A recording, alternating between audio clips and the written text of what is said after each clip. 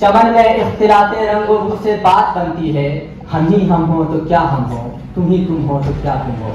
محترم سامعین، آج جشن بہارا کے اس پروگرام میں ایک تقریر کا عنوان ہے مولانا ابوالکلام آزاد کا تصور ہندوستان اور ملک کی موجودہ صورتحال۔ سامعین، مولانا آزاد ایک عظیم رہنما اور بہترین سیاستداں تھے۔ وہ جنگ آزادی کے میر کارواں اور جدید ہندوستان کے معمار اعظم کی حیثیت رکھتے تھے، جنہوں نے 1911 سے ہی ہندو مسلم اتحاد کا نعرہ بلند کرنا شروع کر دیا۔ وہ پورے ملک کو ایک لڑی میں پرونا چاہتے تھے۔ مولانا آزاد وہ تھے جو جنگ آزادی میں پیش رہے اور ملک و قوم خصوصاً مسلمانوں کو غفلت سے بیدار کرنے کا کام کیا۔ مولانا آزاد وہ تھے جنہوں نے سیکولرزم کا نعرہ بلند کیا اور بین الاقوامی تعلیمات کو فروغ دیا۔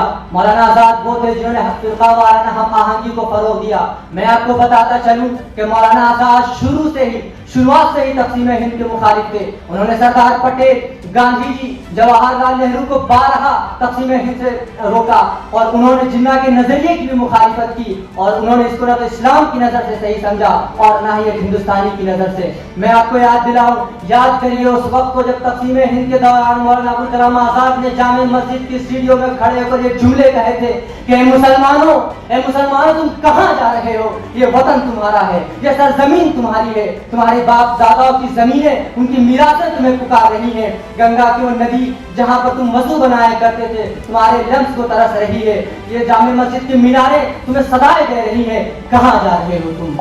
رک جاؤ۔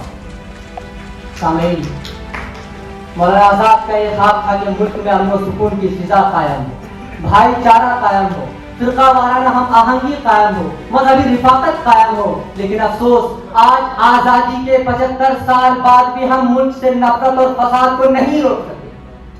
ہم آئے دن دیکھتے ہیں کہ تبریز انصاری جیسے معصوم بچوں کو موت لنچنگ کے ذریعے مار دیا جاتا ہے۔ وہ ملک جس کے رہنما نے IIT، UGC اور Indian council for culture relation جیسے انسٹیٹیوشن ادارے قائم کیے، آج اسی ملک میں کرناٹک میں اسکولوں سے معصوم بچوں کے سروں سے حجاب اتروایا جا رہا ہے۔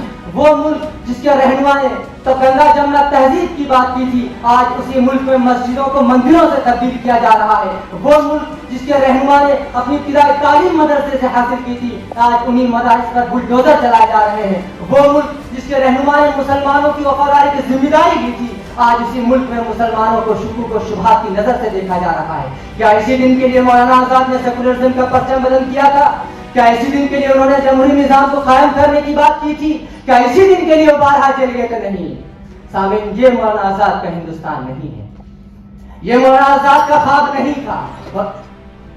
یہ تو ان سیاستدان، ان پروپیگنڈا کرنے والوں کی ان کا نتیجہ ہے جو آج ہمیں دیکھنے کو مل رہا ہے۔ میں ان کو صاف طور پر کہہ دینا چاہتا ہوں کہ جو کانٹے آپ نے ہماری راہوں میں بچھائے ہیں، کل انہی راہوں پر آپ کے بچے چلیں گے۔ ہمارے قدم تو زخمی ہو چکے، کل کہیں آپ کے قدم زخمی نہ ہو۔ اور وہ لوگ جو ظلم و ستم کے شکار ہو چکے ہیں، چاہے کسی بھی فرقے سے تعلق رکھتے ہوں، کسی بھی مذہب کے ہوں، کسی بھی خطے کے ہوں، کسی بھی سرزمین کے ہوں، اپنے اندر اتحاد کو قائم رکھیے، باہمی مفارقت کو، باہمی ہم آہنگی کو قائم رکھیے، اور یقین مانیے یہ وقت بدلے گا۔ یہ ہندوستان میں پھر سے امن و سکون کی فضا قائم ہوگی۔ بس آپ اپنے اندر اتحاد رکھیں اور پتھروں کا جواب پھولوں سے دیں۔